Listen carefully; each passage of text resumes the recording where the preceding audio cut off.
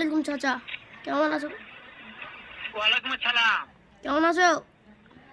হ্যাঁ ভালো আছি, তুমি কেমন আছো? ভালো।